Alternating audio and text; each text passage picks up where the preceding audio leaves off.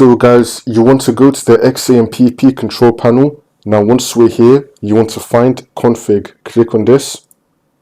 Now you want to click on service and port settings.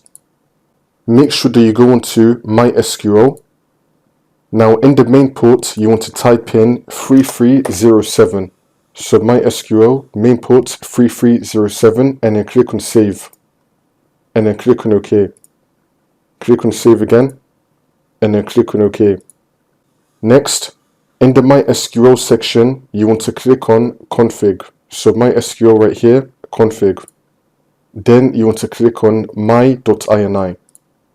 Once this comes up, you want to click on edit and then click on replace. In this first box, the find box, you want to type in 3306. Under it, in the replace box, you want to type in 3307 and then click on replace all. And then click on close. Now you want to click on file and then click on save. You can now close out of this, and then the problem should be fixed.